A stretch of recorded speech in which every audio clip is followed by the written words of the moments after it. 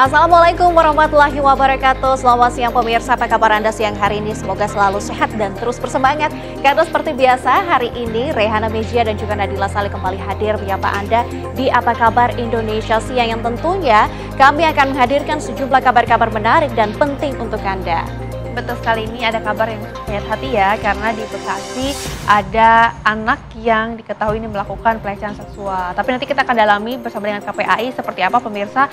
Sebelum itu tentunya untuk membuka Apa Kabar Indonesia Siang di siang hari ini, kita akan hadirkan informasi pertama untuk Anda pemirsa. Seorang ibu dianiaya oleh anak kandungnya dengan senjata tajam di Desa Terusan, Kecamatan Maro, Sebo Ilir, Batanghari, Jambi. Ya, seperti apa informasinya berikut kami hadirkan untuk Anda.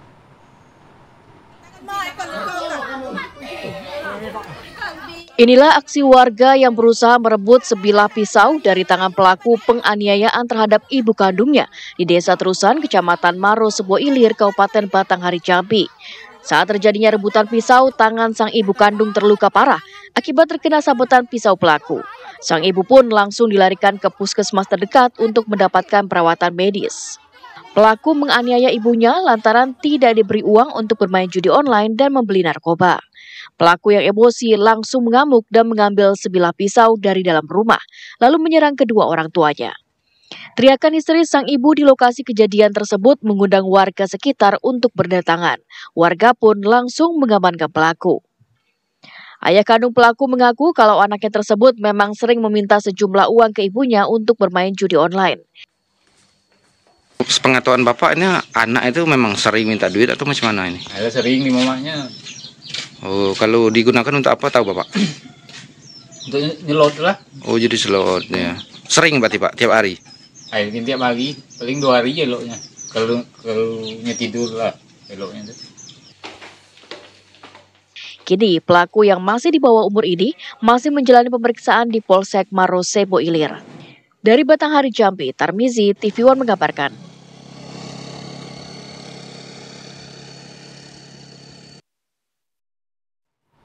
Kabar selanjutnya untuk Anda pemirsa, ini dari wilayah Sulawesi Barat. Satu mobil box pengangkut kiriman paket terperosok masuk ke dalam parit di Desa Batulaya, Kecamatan Tinambung, Polewali Mandar.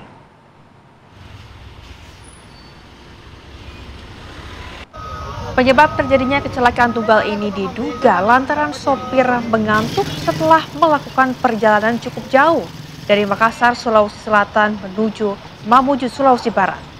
Proses evakuasi mobil box pun dilakukan oleh petugas. Saat evakuasi, mobil pun kembali terbanting ke aspal hingga melintang di atas jalanan dan menutup badan jalan. Proses evakuasi kembali dilakukan dengan menyeret mobil tersebut ke bahu jalan. Lamanya proses evakuasi mengakibatkan kemacetan dan antrian panjang kendaraan di Jalan Trans Sulawesi Kecamatan Tinambung hingga 5 km.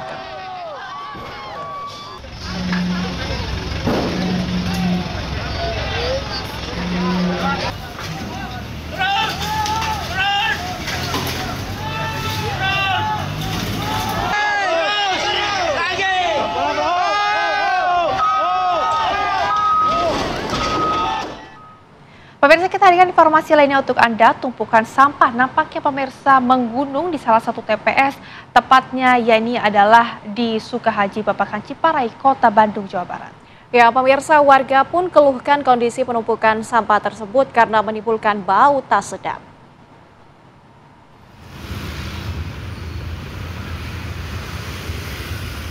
Seperti inilah kondisi sampah yang menumpuk di tempat pembuangan sementara Sukahaji, Babakan Ciparai, Kota Bandung, Jawa Barat. Selain kondisi di TPS yang telah menumpuk, sebagian sampah meluber hampir ke bahu jalan. Gerobak-gerobak sampah yang membawa sampah dari rumah warga pun tidak bisa diturunkan karena kondisi TPS telah penuh. Kondisi penumpukan sampah di TPS Sukahaji tersebut merupakan sampah yang tidak diangkut setelah libur Idul Adha. Menurut petugas TPS, pengangkutan sampah dari TPS tersebut untuk dibuang ke tempat terakhir mengalami pengurangan pengangkutan. Biasanya dalam satu hari ada 2 kali pengangkutan, namun saat ini hanya 1 kali. Tapi tiap hari ada pengangkutan apa gimana? Ada, tiap hari ada pengangkutan 1 rit. Itu pagi tadi udah pagi. Biasanya berapa? Kalau Mungkin kalau untuk normal biasanya itu 2 rit untuk normal. Jadi nggak ada penumpukan. Penumpukan sampah tersebut sangat dikeluhkan oleh warga sekitar. Selain menimbulkan bau tak sedap, juga menyebabkan arus lalu lintas tersendat karena tumpukan sampah meluber ke jalanan. Ya merasa terganggu lah karena ada laratnya banyak. Terus kalau baunya kadang juga menyengat. Oh, tercium sampai ke sini? Tercium. Kalau lagi tercium. Kalau lagi begini agak ya hilang pergi lah. Warga berharap kepada pemerintah Kota Bandung segera mengangkut sampah sampai habis. Dari Bandung, Jawa Barat, John Hendra, TV One mengabarkan. Kabar lainnya pemirsa, seorang warga negara berkebangsaan Malaysia ini pemirsa ditangkap oleh Satuan Reserse Narkoba Polresta Tanjung Pinang, Kepulauan Riau karena kedapatan membawa narkoba saat tiba di Pelabuhan Sri Bintan Pura, Tanjung Pinang.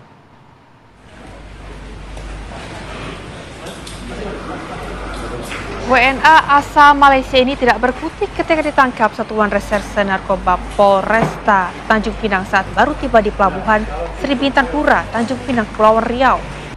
Setelah dilakukan penggeledahan, polisi menemukan 10 botol liquid vape atau cairan rokok elektrik serta paket sabu yang disembunyikan di celana dalam. Dari hasil pemeriksaan serta narkotes, diketahui cairan liquid vape tersebut ternyata jenis narkoba cair yang mengandung zat ganja sintetis. Sementara sabu yang diamankan berjumlah 2,3 gram. Narkoba cair tersebut merupakan produksi Malaysia yang sebelumnya beredar di Tanjung Pinang. Narkoba cair yang diselundupkan ini dibanderol dengan harga Rp3 juta untuk 1 botol. Hingga kini polisi masih melakukan pengembangan dengan memburu pemasok serta pemesan narkoba cair tersebut.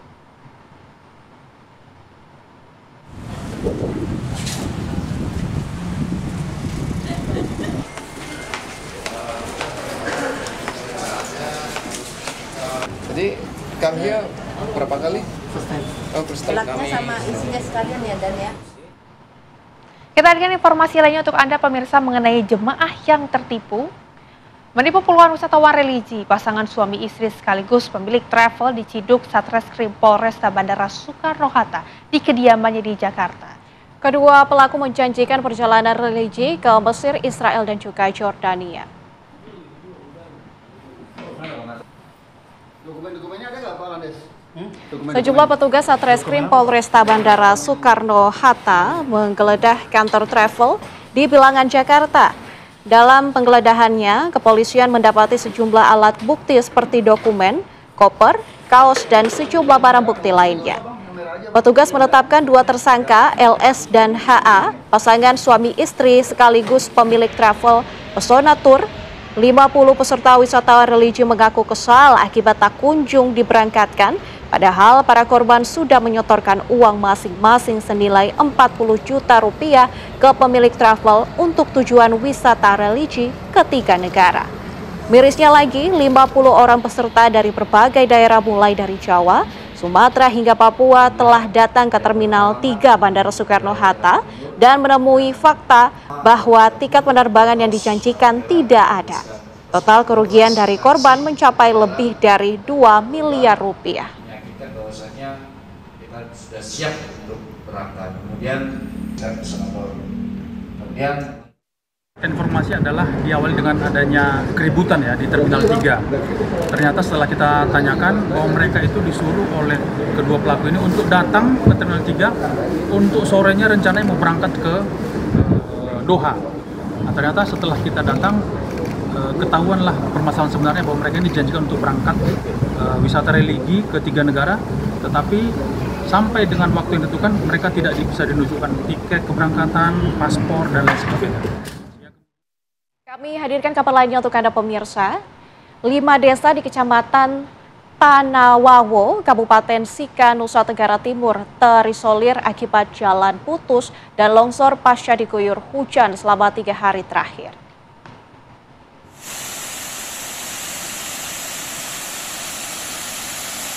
Akibat diguyur hujan deras selama 3 hari terakhir, sejumlah titik jalan di Kecamatan Tanawawo dilanda bencana tanah longsor. Selain itu, 2 titik jalan kini putus di Desa Abu Selatan dan Renggarasi yang mengakibatkan 5 desa di sekitarnya kini terisolir. Menurut Camat Tanawawo, akibat jalan putus dan longsor, aktivitas perekonomian warga di 5 desa lumpuh dan terisolir. Yang paling parah tadi di Golopara, di Desa Renggarasi, itu kalau dia putus maka akses ke 4 desa ini terputus. Nah, sementara yang ini masuk Desa Abu Selatan, akses yang ada rumah, ini ada Kampung Nuaheu, kurang lebih ada sekitar 11 rumah. Yang kalau ini putus maka 11 rumah ini pasti terisolir.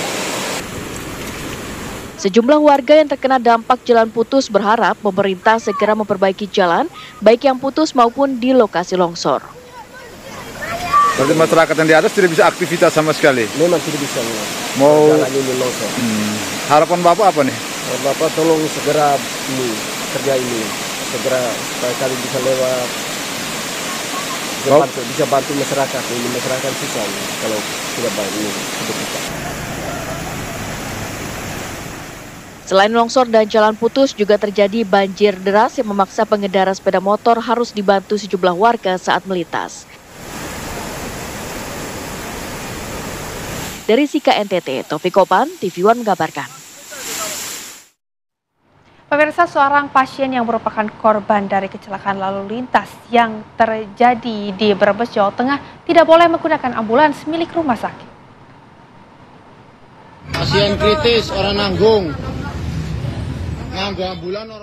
Pasien kritis korban kecelakaan lalu lintas di Brebes, Jawa Tengah ditolak menggunakan mobil ambulans milik Rumah Sakit Amanah Mahmudah Sitanggal saat akan dirujuk ke rumah sakit lainnya.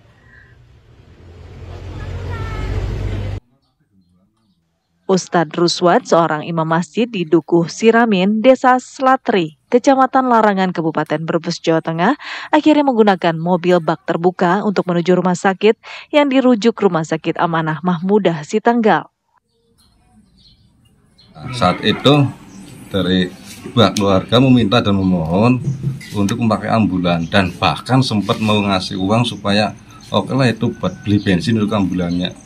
Tapi dari pihak rumah sakit juga sampai dengan saat itu nggak mengizinkan. Sebelumnya, pasien tersebut menjalani pemeriksaan awal di IGD RSAM Sitanggal. Fasilitas rumah sakit dan dokter spesialis rumah sakit tersebut kurang memadai. Pasien dirujuk ke rumah sakit lain.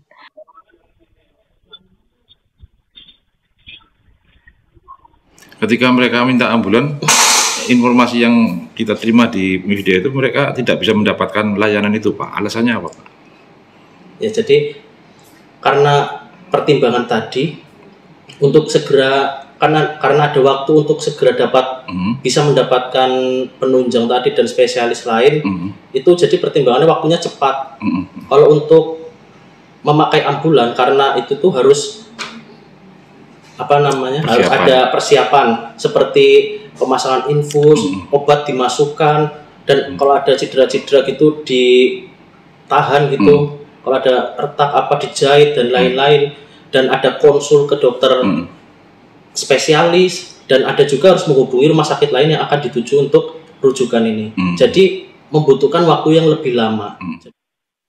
Tak lama setelah menjalani perawatan di Rumah Sakit Bakti Asih Brebes, korban akhirnya meninggal dunia. Dari Brebes, Jawa Tengah, Trihandoko, TV One mengabarkan.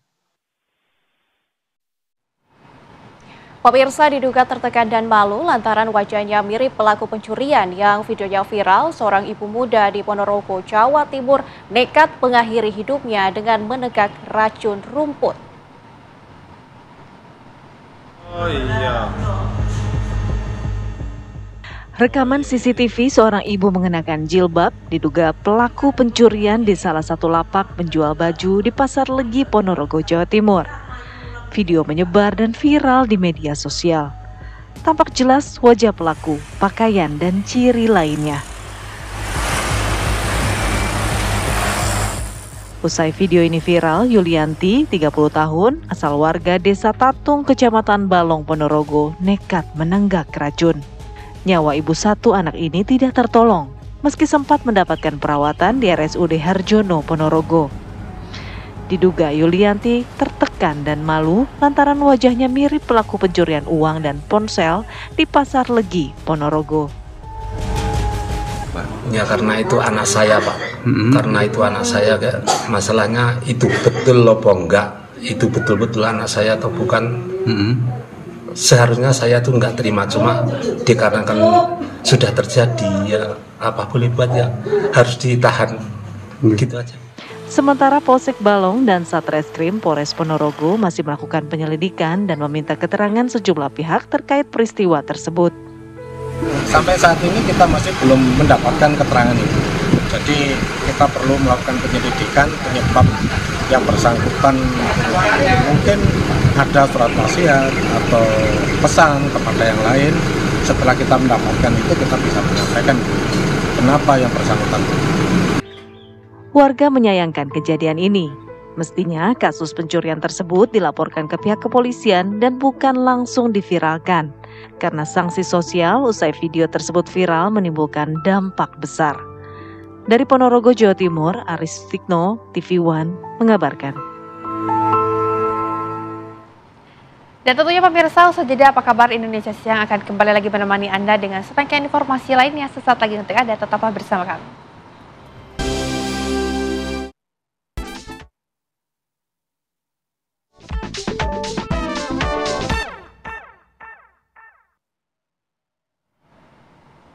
Anda kembali menyaksikan Apa Kabar Indonesia Siang, dan pemirsa, seperti biasa di segmen ini kami akan hadirkan untuk Anda di siang hari ini tentang kabar-kabar viral. Kita ke kabar viral pertama, di mana geng motor berulah dan meresahkan warga di Pati, Jawa Tengah. Viral di media sosial pemirsa, puluhan remaja anggota gangster berkonvoi di jalanan sambil membawa senjata tajam dan juga menyalakan petasan.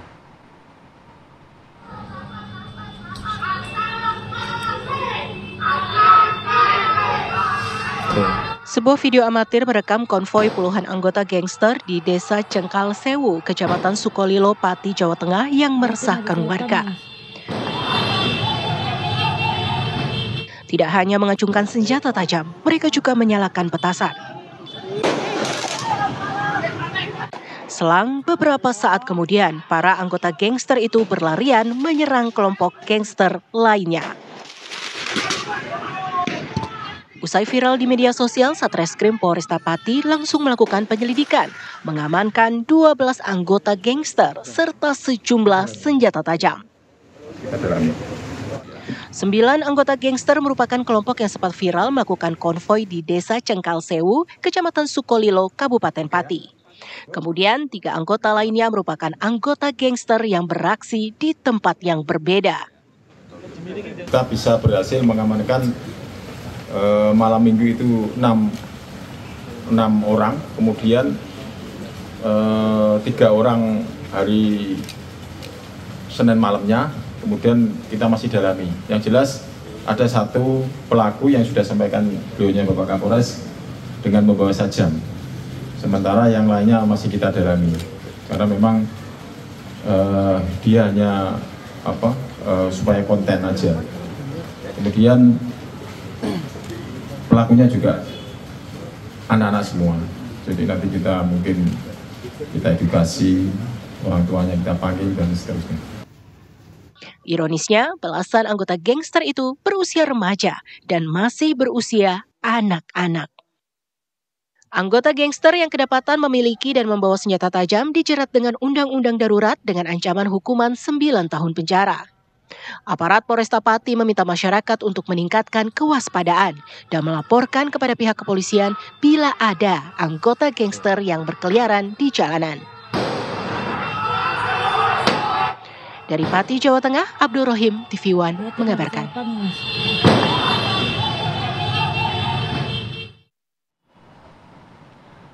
Pemirsa, seekor ular jenis piton tiba-tiba muncul di pemukiman warga di Kelurahan Pahandut, seberang Kota Palangkaraya, Kalimantan Tengah.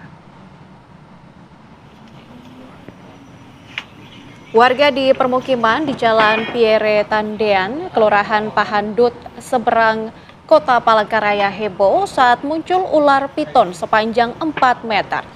Proses evakuasi ular pun dilakukan tim damkar. Saat dilakukan evakuasi, ular nampak berusaha melawan petugas. Setelah 45 menit kemudian, petugas menggunakan tongkat penjepit akhirnya berhasil menangkap ular yang sebelumnya sempat memangsa kucing hingga mati. Setelah diamankan, ular ini akan dilepas liarkan ke hutan yang jauh dari permukiman penduduk. Apaan nih 3 meter, 4 meter nih?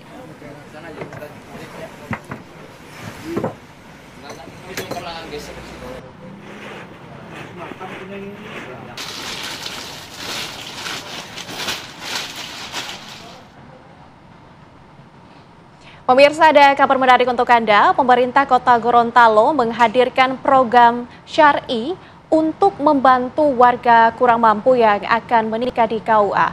Program ini menyediakan fasilitas mobil dinas Alphard milik pemerintah daerah yang dapat dipakai oleh pengantin secara gratis.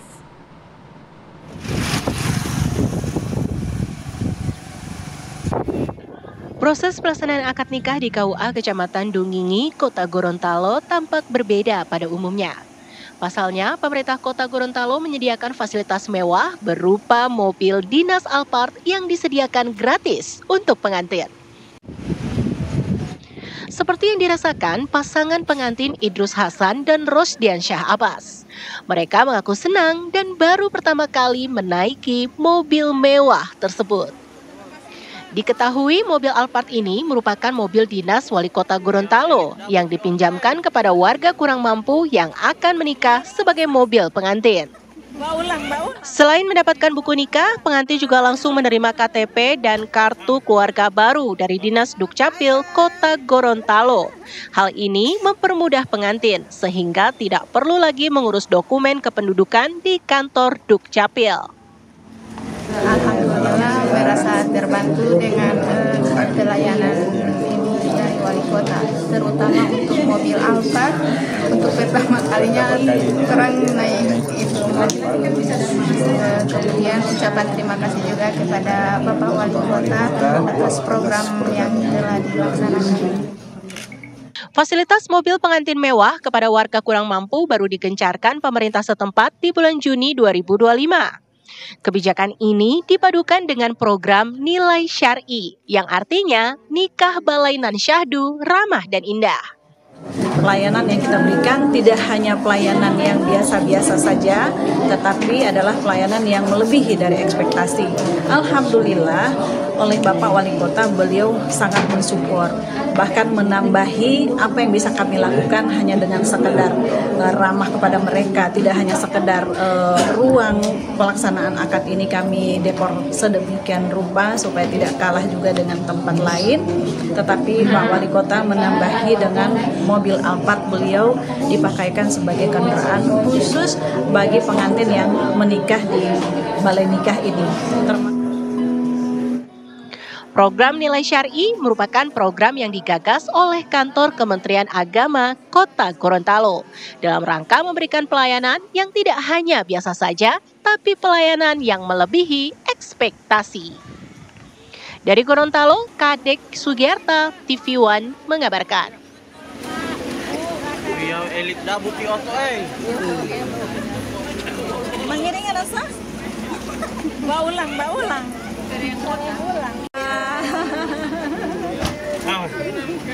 Oke. Ayo.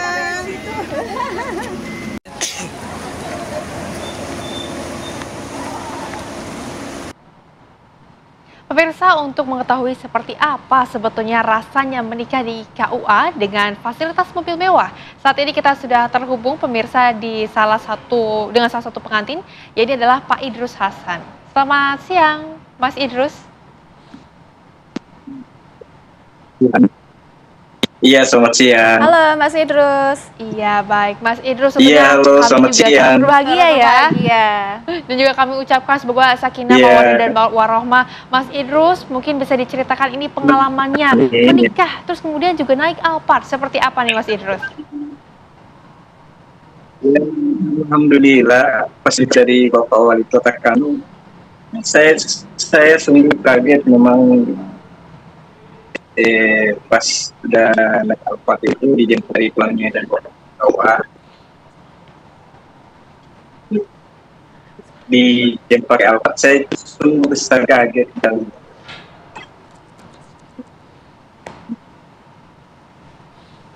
ya seperti itulah. Oke. Iya. Oke. Saya untuk Bapak kami, saya sangat berterima kasih dengan adanya fasilitas yang Bapak berikan seperti pengurusan keluarga, apa dan ya, dan semoga anak muda yang akan di KUA bisa dapat pelayanan yang sangat mudah. Iya. Oke. Mas Idris, kami ingin tahu dong gimana prosesnya sampai bisa menikah, kemudian mendapatkan fasilitas mobil Alphard ini. Kalau itu saya sebenarnya kaget karena pernah dengar juga satu hari sebelum akad ditelepon oleh Bapak Kawa akan dijemput dengan mobil Alphard. Jadi cuma itu yang saya tahu. Kalau pengurusan apa yang lain nggak ada caranya yang Alphard. Ini benar-benar kebetulan atau gimana? Mas Idrus. Ya. Tapi ya, ini kan tentunya juga banyak ya yang ingin seperti Mas Idrus begitu diantarkan, dia juga difasilitasi dengan mobil mewah. Caranya seperti apa sih Mas Idrus? Ya, bagaimana?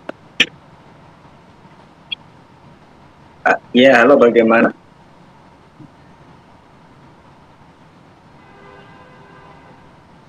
Iya, Mas Idrus, ini caranya bagaimana sih? Yang untuk kemudian kalau kita ingin menikmati fasilitas mobil mewah, mungkin banyak juga masyarakat yang masih belum tahu. Bisa di-share juga caranya Mas Idrus? Ya, untuk saat ini informasi yang saya dapat, tidak ada persyaratan untuk pengurusan manajer Alphard ini cuma memang program untuk dari Pak Wali Kota.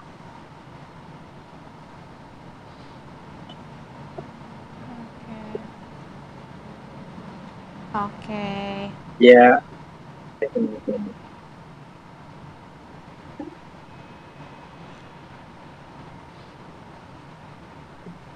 Oke Mas Idrus, waktu pertama kali tahu bisa naik Alphard ini di momen pernikahannya, ini gimana nih perasaan awalnya sampai bisa tahu nanti akan naik Alphard ini? Perasaannya alhamdulillah sangat bahagia sekali karena saya tidak diduga dan tidak direncanakan, tiba-tiba pas dijemput oleh mobil Alphard dan sempat video call sama Pak Wali Kota kami, Pak Haji Adam saja.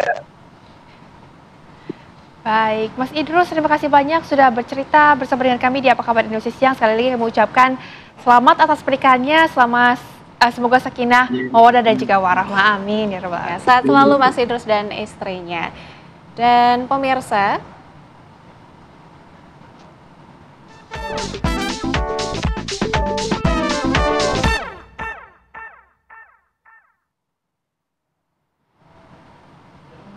kami harus jeda terlebih dahulu pemirsa. Usai jeda kami akan hadirkan informasi tentang pembahasan kasus pencabulan seksual sesama jenis oleh seorang anak usia 8 tahun di Bekasi, Jawa Barat yang akan dibahas setelah jeda iklan berikut ini. Tetaplah bersama kami.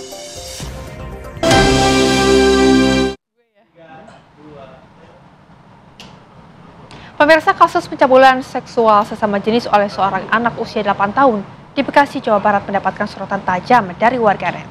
Warganet terutama menyoroti kinerja aparat yang berkaitan dengan kasus ini yang dianggap pemirsa tidak profesional. Masing-masing pihak pun membantah sudah melakukan penanganan secara tidak profesional.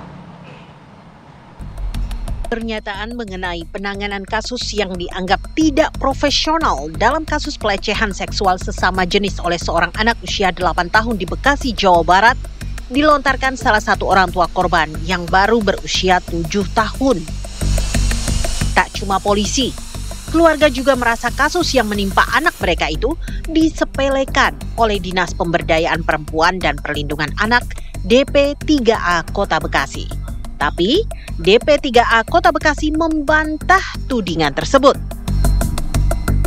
Oke, Bu, ada salah satu orang tua korban yang mengatakan bahwa kasusnya ditutup karena tidak bisa datang mediasi saat bertemu dengan pelaku oleh DP3A. Itu gimana tanggapannya, Bu? Jadi sebenarnya mediasi itu sudah dilakukan dengan mengundang ibu dari pelaku dan ibu dari korban. Ternyata ibu dari korban tidak hadir, sehingga mediasinya tidak bisa berlanjut ya Pak Camat ya. Tapi sudah dilakukan mediasi karena kasusnya memang masih melibatkan anak-anak, sehingga kita upaya kekeluargaan juga upaya penanganan secara psikologis agar kasus ini tidak lagi berulang, sehingga benar-benar dibutuhkan peran serta dari orang tua dan masyarakat untuk segera menyelesaikan kasus ini dan gimana caranya agar nggak terulang lagi tentunya. Lalu, bagaimana pemenuhan hak terhadap korban? Meski sepakat ada rehabilitasi terhadap pelaku yang masih di bawah umur, orang tua korban tetap meminta ada sanksi tegas agar tidak ada lagi anak-anak kecil terlukai hingga membuat suram masa depannya.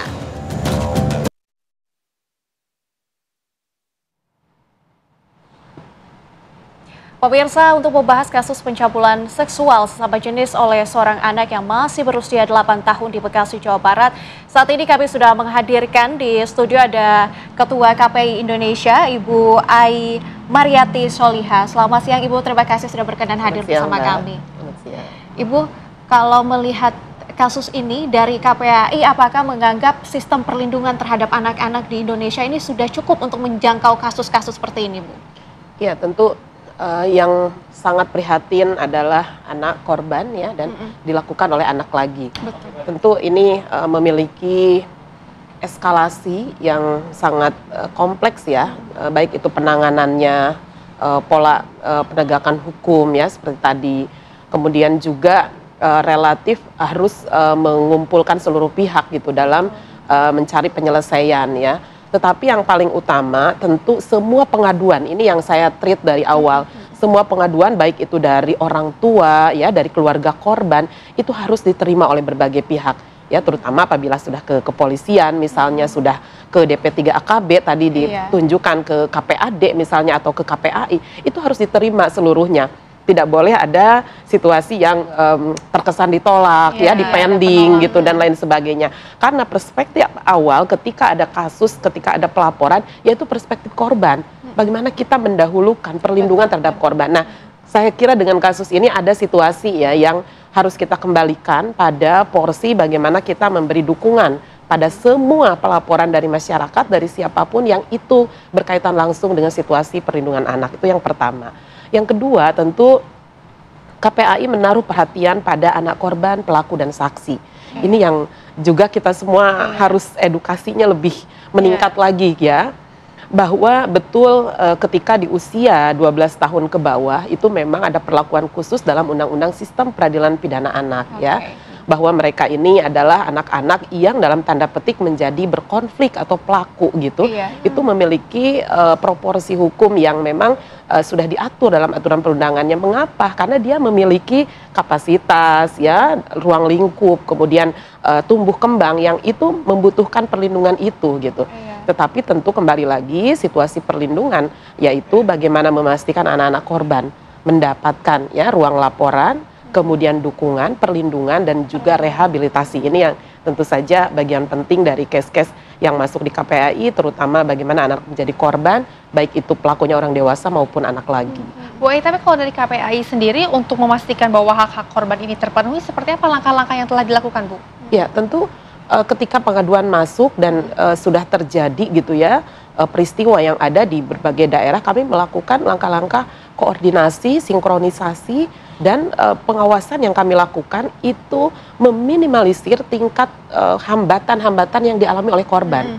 Contohnya ada hambatan, misalnya pengaduan ini terkesan ditolak gitu ya. Itu ini menjadi perhatian kami ya. Tetapi kalau secara directly sudah ada mekanisme diterima, dilanjutkan ke ranah yang sudah semestinya. Tentu kami terus monitor, tidak harus melakukan langkah yang kedua misalnya berkoordinasi langsung, memastikan langsung.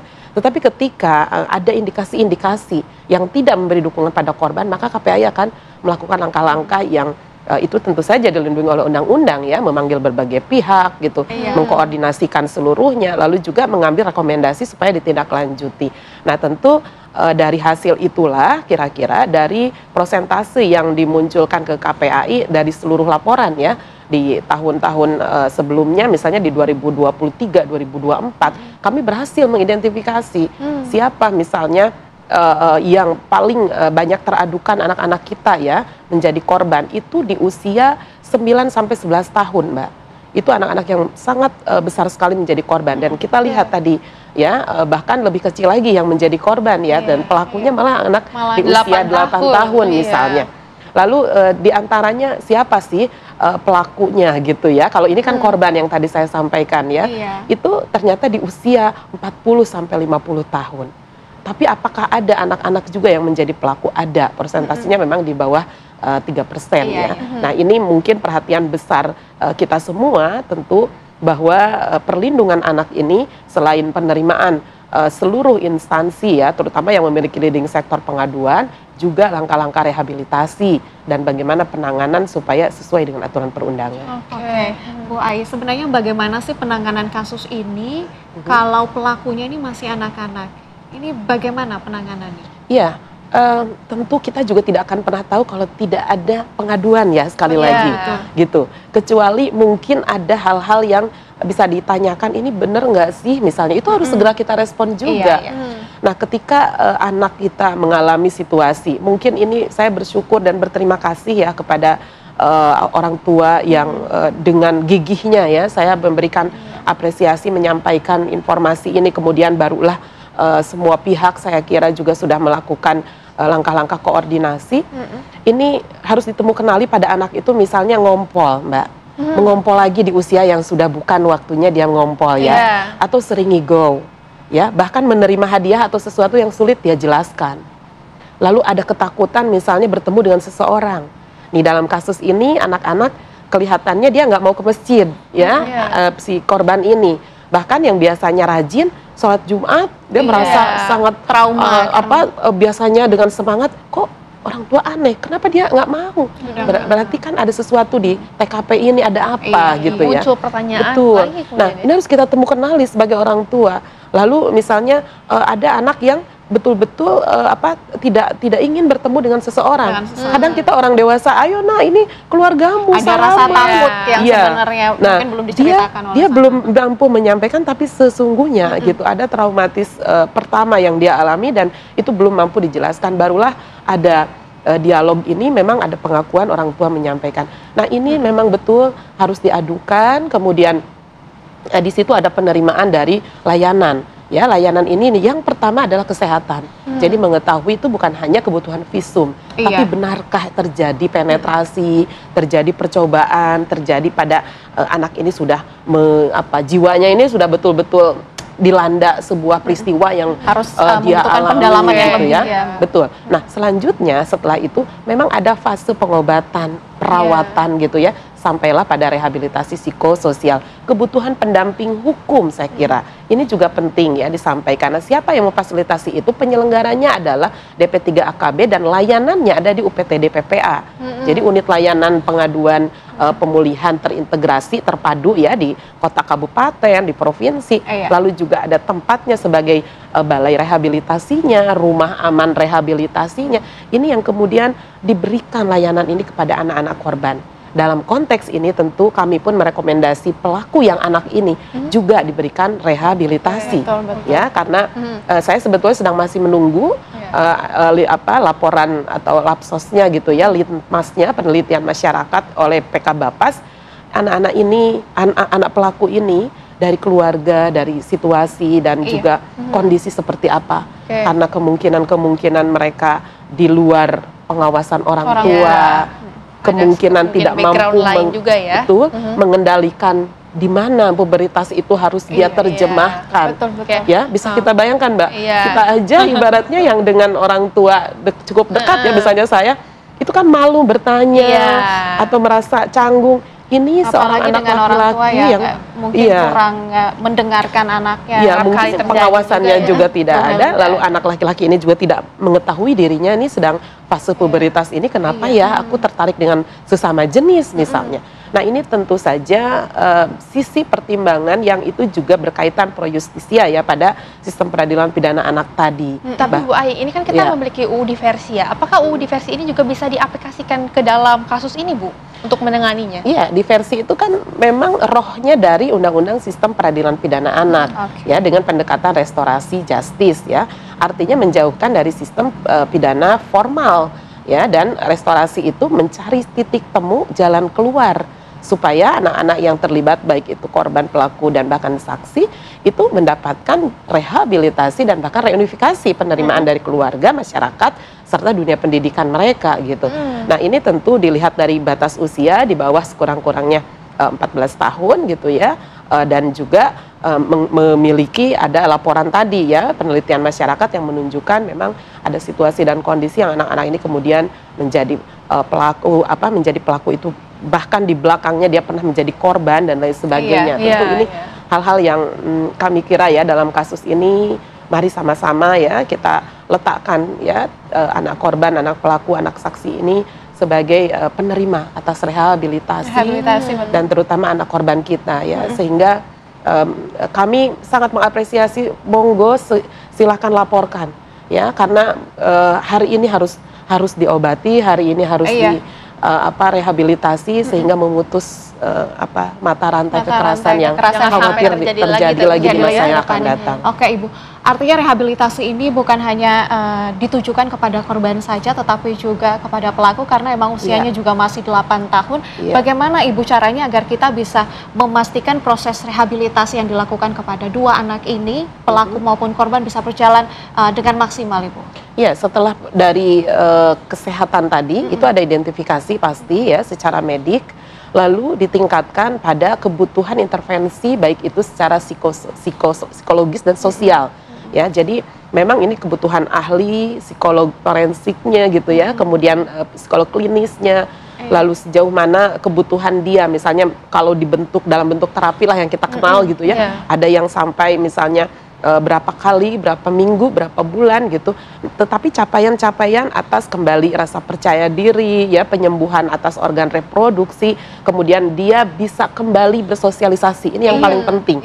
Jadi kadang-kadang exposure kita ya, kita pun di media juga sama ya, ini yang kemudian menunjukkan misalnya masih ada ya sebagian, baik itu wajahnya, identitas, rumah dan lain sebagainya, itu juga mohon ya sama-sama kita bekerja sama, diblurkan gitu ya, untuk tidak diekspos. Ini yang memicu atau membangun rasa percaya diri kembali, lalu bagaimana hak-hak lainnya yang dia bisa lakukan secara wajar, bermain, ya, kembali bersekolah gitu, kembali dia memiliki relasi dengan teman-temannya. Saya kira memang ini tantangan terberatnya, mereka kembali mengukir mimpi. Bahkan reunifikasi itu kan kembali bisa dengan pelaku ini terjalin kembali pertemanan karena lingkungan sosial gitu. Ya, ini memang aspek yang paling rumit, paling membutuhkan proses ya. Ya, tentu saja ya. Yang paling utama kan tadi pemulihan psikososial, psikologis dulu, baru sosialnya, dan kemudian tingkat lainnya supaya dia hidup secara wajar. Oke, baik Bu Ai, tentunya terima kasih banyak sudah bergabung bersama dengan kami di Apa Kabar Indonesia Siang. Dan kami juga tentunya berharap ya kejadian ini juga tidak terjadi lagi dan semoga kasus ini segera menemukan titik terang untuk kita semua ya. Terima kasih banyak Bu Ai, selamat kembali beraktivitas, sehat selalu. Dan tentunya pemirsa, tentunya kita akan jeda dulu ya Rehana, karena usai jeda kami akan hadirkan sejumlah kabar-kabar penting dan menarik untuk Anda sesaat lagi.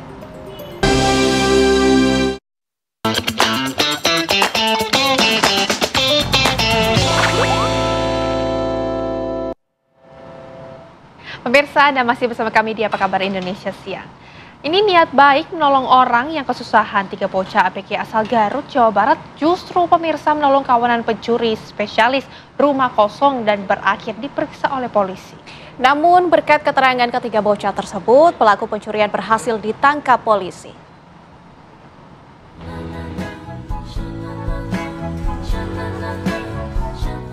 Viral, 3 bocah remaja baik-baik asal Garut, Jawa Barat diperiksa polisi. Mereka diperiksa polisi bukan untuk mempertanggungjawabkan perbuatannya telah menolong pencuri, namun untuk membantu Pak Polisi menangkap pencuri yang mereka tolong. Awal cerita pada malam takbiran Idul Adha lalu, ketika bocah yang sedang jalan-jalan keliling kampung bertemu dengan 2 pria yang sedang kesulitan. Sebelum bertemu dengan ketiga bocah, 2 pria itu baru saja melakukan pencurian di perumahan Gria Bumi Praja. Mobil bak terbuka berisikan alat rumah tangga seperti kulkas, mesin cuci, sofa, tempat tidur, hingga barang elektronik lainnya yang dibawa pelaku mengalami mogok ketika akan kabur. Demi melakukan aksi pelarian yang sempurna, kedua pelaku kemudian bermain peran dan mengaku sedang mengangkut perabotan milik seseorang yang akan pindah rumah. Kemudian mereka meminta ketiga bocah yang mereka temui untuk membantu mendorong mobil. Saking baiknya, ketiga bocah tersebut pun dengan tulus dan ikhlas membantu kedua pencuri.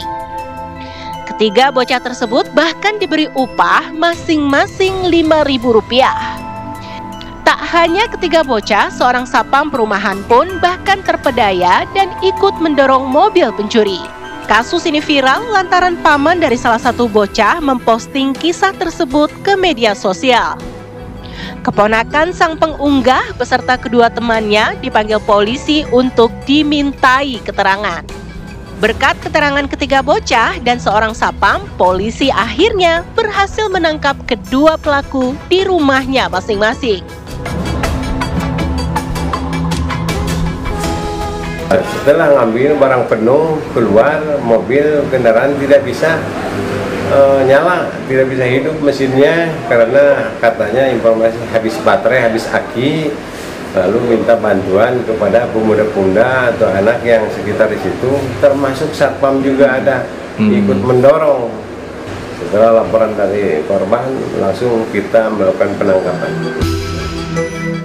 Sementara itu, seluruh perabotan rumah tangga milik korban berhasil diamankan polisi. Wah, nampaknya cerita ini bakal dikenang ketiga bocah ini sampai akhir hayat. Teruslah berbuat baik ya adik-adik, meskipun orang yang kita tolong bukanlah orang baik. Semangat! Dari Garut, Jawa Barat, Taufik Hidayah, TV One mengabarkan.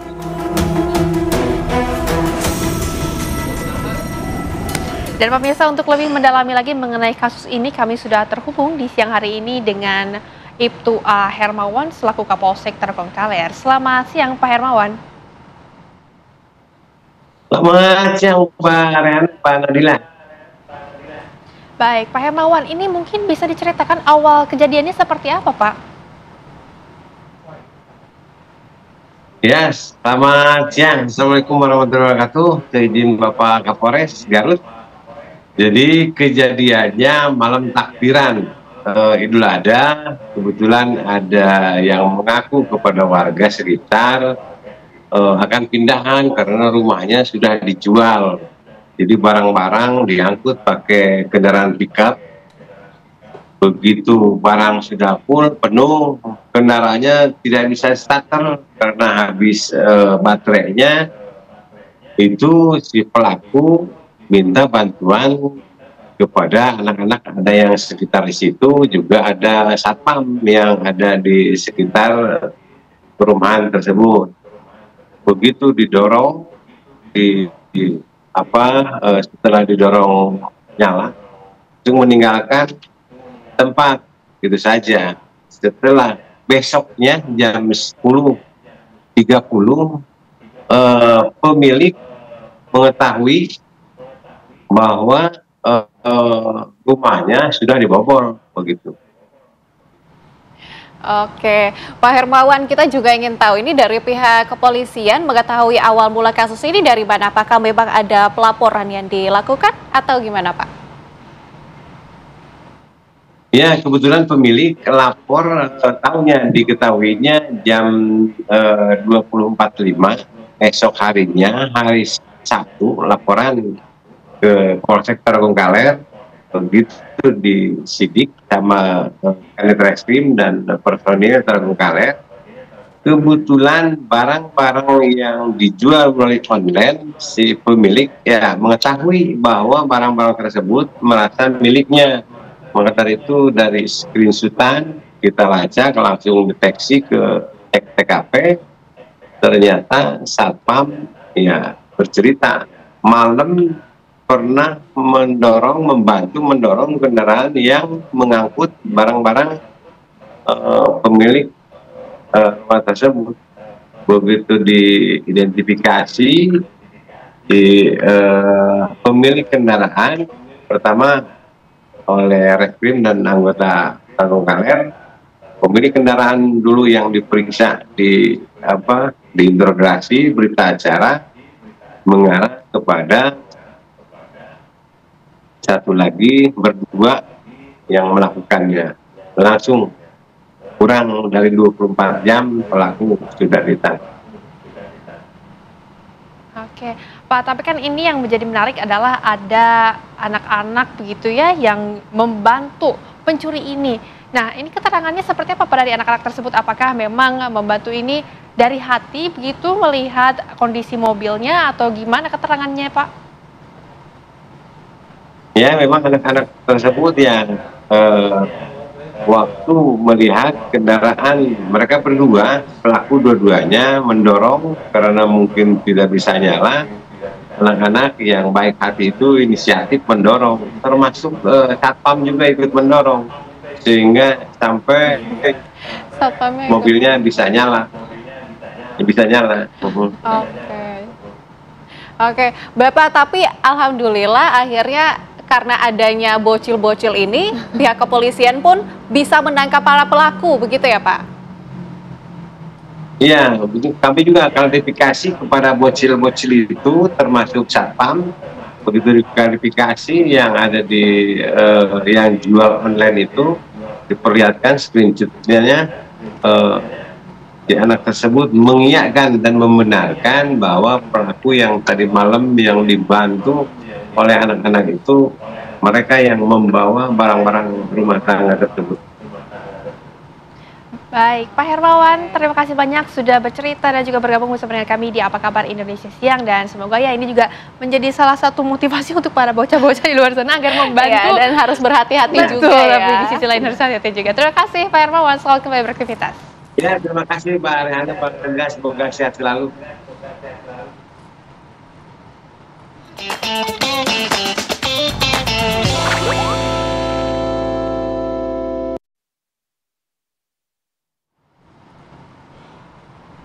Kita beralih ke kabar selanjutnya pemirsa, puluhan pelajar SMK terlibat tawuran di jalur Cadas Pangeran Atas, Kabupaten Sumedang, Jawa Barat pada Kamis malam.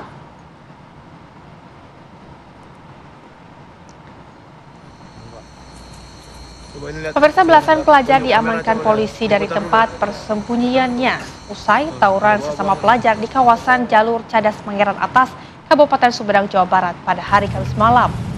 Akibat tawuran tersebut dilaporkan satu orang pelajar SMK Sumedang mengalami luka di kepala, sedangkan satu pelajar SMK Cileunyi terkena sabetan senjata tajam pada bagian kaki.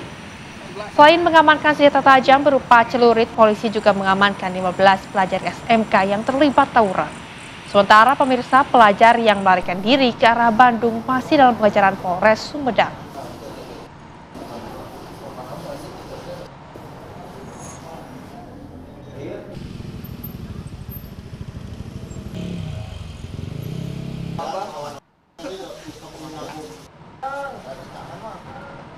Pemirsa, di Purbalingga, Jawa Tengah, seorang pria mengendarai mobil ugal-ugalan menabrak kendaraan lain.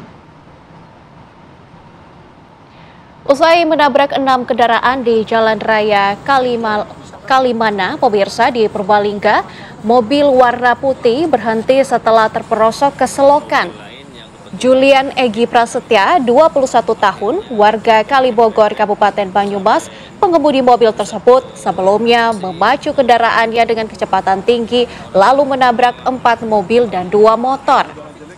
Akibatnya 2 pengendara motor mengalami luka-luka dan dibawa ke Rumah Sakit Atin Purbalingga. Polisi yang tiba di lokasi langsung mengamankan pengemudi mobil dan membawa barang bukti lainnya ke Polres Purbalingga. Dari pemeriksaan di Polres, diketahui ternyata pengemudi mobil dalam kondisi mabuk pengaruh obat penenang. Atas perbuatannya, pemirsa, polisi menjerat Julian dengan Undang-Undang Nomor 22 Tahun 2009 tentang lalu lintas dan angkutan jalan.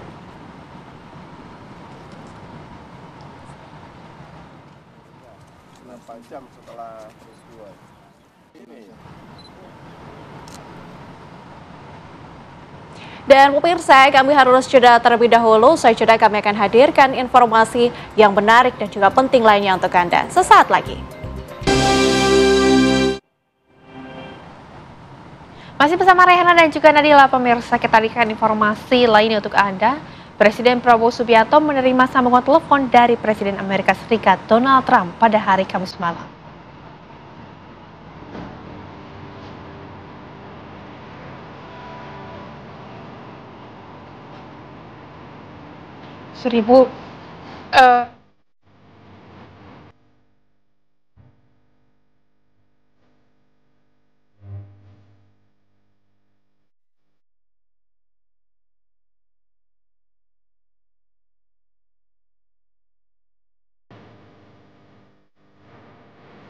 Pemirsa, hal tersebut diunggah oleh akun Instagram Sekretariat Kabinet hari ini.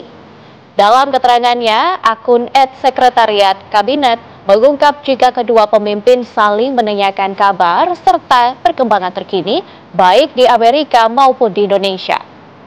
Dalam percakapan selama hampir 15 menit tersebut, Presiden Prabowo sekali lagi menyampaikan ucapan selamat kepada Presiden Trump atas terpilihnya kembali Donald Trump menjadi Presiden Amerika Serikat. Demikian pula Presiden Trump yang turut memberikan ucapan selamat atas terpilihnya Prabowo Subianto sebagai Presiden ke-8 Republik Indonesia. Sebagai pemimpin dua negara besar, keduanya juga sepakat untuk terus meningkatkan kerjasama antara Indonesia dan Amerika Serikat serta menegaskan dukungan mereka terhadap upaya menjaga stabilitas dan perdamaian global. Sebelumnya, kedua pemimpin juga saling berkabar melalui sambungan telepon pada 11 November 2024.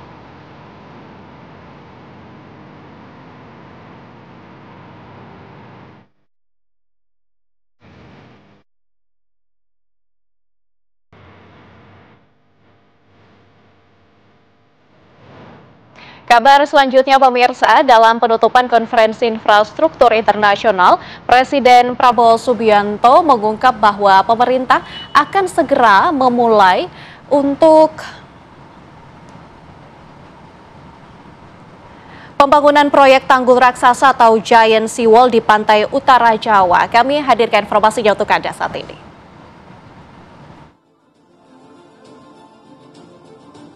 Konferensi Infrastruktur Internasional resmi ditutup oleh Presiden Prabowo Subianto pada Kamis kemarin. Sekitar 7.000 peserta dari puluhan negara turut berpartisipasi dan sebanyak 17 menteri dan wakil menteri menjadi pembicara dalam forum bergengsi di bidang infrastruktur ini. Dalam penutupannya, secara khusus Presiden Prabowo memuji kinerja Menteri Koordinator Bidang Infrastruktur dan Pembangunan Kewilayahan Agus Harimurti Yudhoyono atau AHY.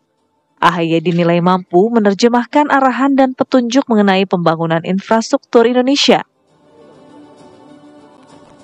Dan terima kasih atas penyelenggaraan dan pengaturan yang baik dan tertib.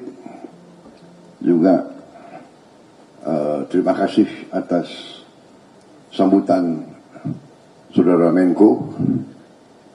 Karena memang sudah lengkap, sebetulnya tidak perlu panjang lebar keynote address saya. Sudah lengkap kan yang beliau sampaikan. Tapi saya senang karena berarti saya tidak salah pilih Menko Infrastruktur.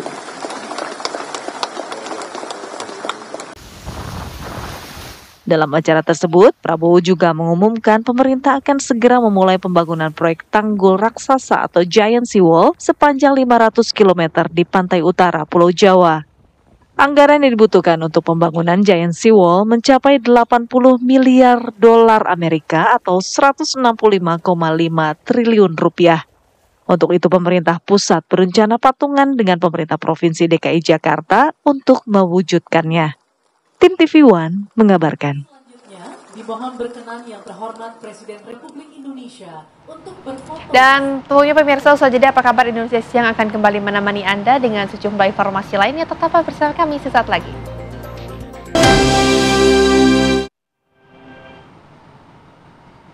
Masih bersama kami pemirsa di Apa Kabar Indonesia Siang. Pemirsa, gelombang jemaah haji Jawa Timur yang tiba di tanah air terus berdatangan di asrama haji embarkasi Surabaya, diantaranya 2 kloter asal Kabupaten Trenggalek dan Kediri tiba dari Tanah Suci. Ratusan jemaah kloter 4 dan 5 asal Kabupaten Trenggalek dan Kediri tiba di asrama haji embarkasi Surabaya pada hari Jumat pagi. Setibanya di asrama Sukolilo dan memasuki gedung penerimaan Mina, jemaah yang kondisinya kurang sehat langsung dibawa ke ruang transit untuk perawatan sebelum melanjutkan perjalanan ke daerah asalnya masing-masing.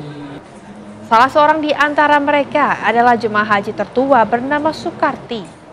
Nenek berusia 90 tahun ini usai menunaikan ibadah haji dengan ditemani anaknya. Meski kondisinya kelelahan, dia merasa senang karena bisa kembali ke tanah air. Jemaah haji asal Jawa Timur akan terus berdatangan ke asrama haji di embarkasi Surabaya usai menunaikan ibadah haji di Tanah Suci. Hal ini akan terus berlangsung hingga kedatangan jemaah haji terakhir di kloter 97 yang akan tiba pada 11 Juli mendatang.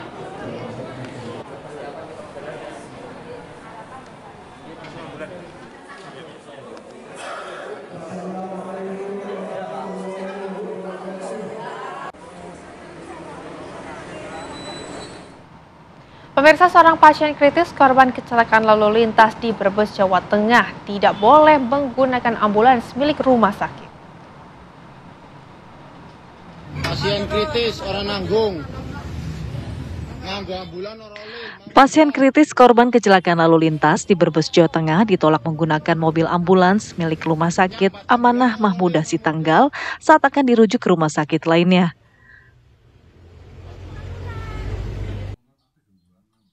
Ustadz Ruswad, seorang imam masjid di Dukuh Siramin, Desa Slatri, Kecamatan Larangan, Kabupaten Brebes, Jawa Tengah, akhirnya menggunakan mobil bak terbuka untuk menuju rumah sakit yang dirujuk Rumah Sakit Amanah Mahmudah Sitanggal.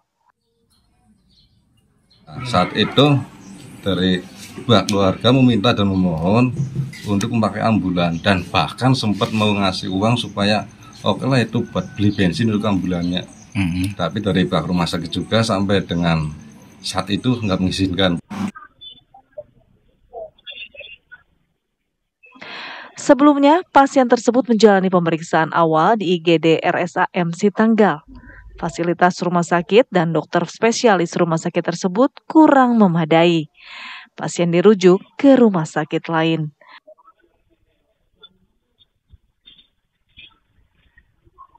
Ketika mereka minta ambulan, informasi yang kita terima di media itu mereka tidak bisa mendapatkan layanan itu, Pak. Alasannya apa, Pak? Ya, jadi karena pertimbangan tadi untuk segera karena ada waktu untuk segera dapat bisa mendapatkan penunjang tadi dan spesialis lain, itu jadi pertimbangannya waktunya cepat.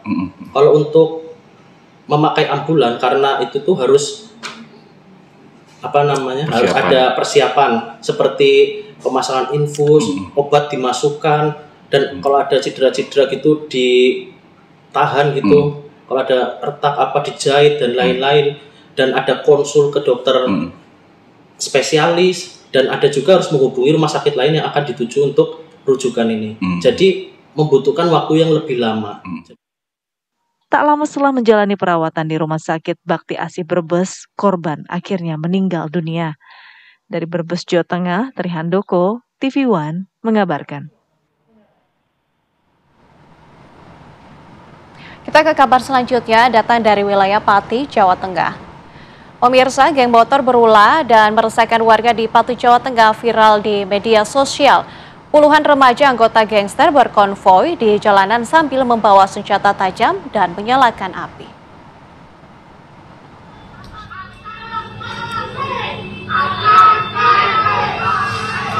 Sebuah video amatir merekam konvoi puluhan anggota gangster di Desa Cengkal Sewu, Kecamatan Sukolilo, Pati, Jawa Tengah yang meresahkan warga. Tidak hanya mengacungkan senjata tajam, mereka juga menyalakan petasan. Selang beberapa saat kemudian, para anggota gangster itu berlarian menyerang kelompok gangster lainnya.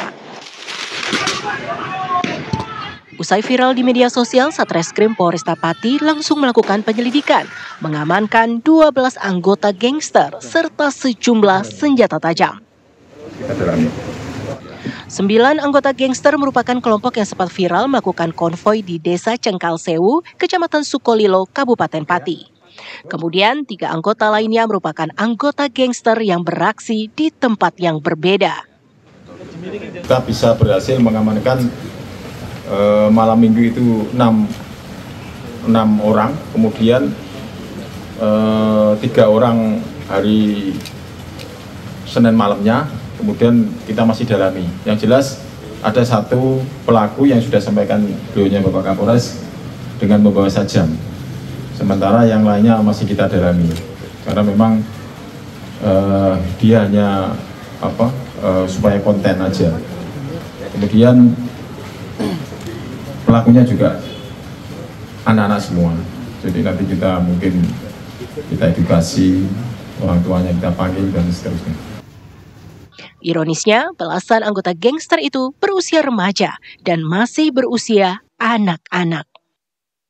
Anggota gangster yang kedapatan memiliki dan membawa senjata tajam dijerat dengan Undang-Undang Darurat dengan ancaman hukuman 9 tahun penjara. Aparat Polresta Pati meminta masyarakat untuk meningkatkan kewaspadaan dan melaporkan kepada pihak kepolisian bila ada anggota gangster yang berkeliaran di jalanan.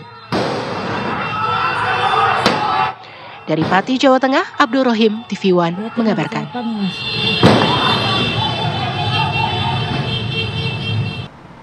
Pemirsa, kabar tadi juga sekaligus menutup jumpa kita di Apa Kabar Indonesia Siang. Saya Nadila Saleh dan juga rekan saya, Rehana Mizia, mewakili segenap kru yang bertugas. Pemirsa, kami izin untuk pamit undur diri. Terima kasih dan sampai jumpa.